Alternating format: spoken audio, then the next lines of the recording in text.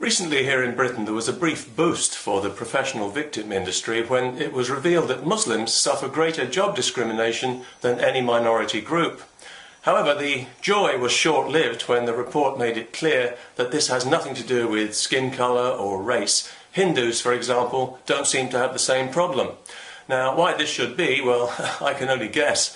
Maybe it's because Hindus are not as likely to cause trouble in the workplace, to demand special treatment and to call people racists if they object. I don't know, I'm just floating that as an idea. It's the first one that came to mind, for some reason.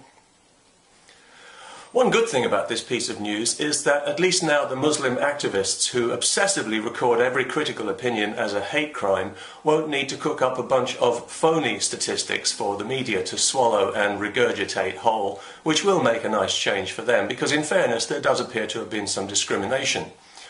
However, we shouldn't assume that that always derives from intolerance and prejudice as opposed to, say, prudent judgment based on observation and experience. The fact is that in Britain today there is a perception that it's more risky to employ a Muslim because Muslims are more likely to cause trouble by demanding special treatment and kicking up a fuss if they don't get it. And this perception has arisen not through intolerance or prejudice or racism, but because in the past too many Muslims have made a nuisance of their religion in the workplace and people have become wary.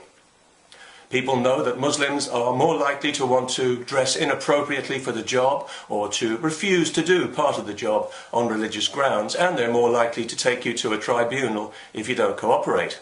And nobody needs that kind of trouble, especially not a small company that could be financially crippled by an expensive lawsuit. That's why the Muslim unemployment rate is high. There's no mystery about it and there's no phobia involved. In fact, it was inevitable that this should be the case. If you have two equally qualified candidates, but one wants special treatment and the other doesn't, who are you going to hire?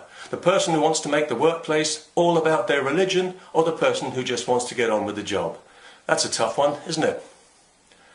Also, there's a perception, whether rightly or wrongly, that if you interview a Muslim for a job, you've got more chance of being taken to the cleaners for not hiring them.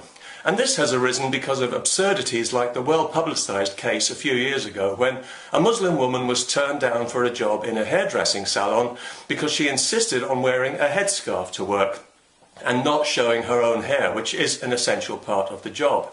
She went to a tribunal and was awarded £4,000 for hurt feelings, which almost put the salon out of business. £4,000 compensation for not getting a job for which you've made yourself deliberately unsuitable. Nice work if you can get it. But this kind of thing only happens in the first place because we have gone out of our way to encourage Muslims to believe that their religion should take precedence over everything in our society. And that's why only Islam can produce a woman who has the nerve to insist on teaching children while wearing a face mask, or a nurse who will leave an elderly woman to die on a hospital trolley because he's too busy praying, or hospital staff who won't follow simple hygiene rules because it offends their modesty. And every so often we hear about a supposedly devout Muslim checkout worker in a supermarket who decides to inconvenience everyone by refusing to handle alcohol or pork, when a truly devout Muslim wouldn't even be working for the kuffar in the first place because it's haram. And they know it's haram, but they ignore that fact for money.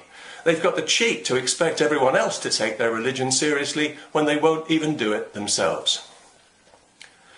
But my personal favourite Islamic piss take has got to be praying at work. That's a real peach. Before Islam arrived in Britain and started shoving itself into everyone's face and calling us racists if we objected, anyone who suggested putting a prayer room in a place of work would have been openly regarded as a crank. They should still be regarded that way.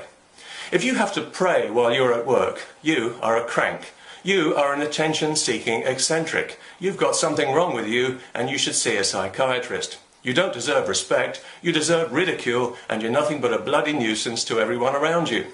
While you're down there with your head on the floor and your arse in the air, everyone else is rolling their eyes behind your back. They all think you're a self-indulgent, superstitious plonker, but nobody says anything because they don't want to be falsely accused of racism and maybe lose their job. Praying at work, indeed. What's next? Sacrificing a sheep at the end of Ramadan? Will that be in the workplace soon, I wonder? I know, let's open this out and make it more inclusive. It's good to be inclusive. Let's encourage juju rituals in the workplace and rain dances. Let's invite people to bring voodoo dolls and shrunken heads to work for the sake of diversity. What do you mean there are no headhunters in Britain? Well, why have we excluded them? I thought all cultures were equal. What are we, racists? Oh yeah, we are, aren't we? I nearly forgot.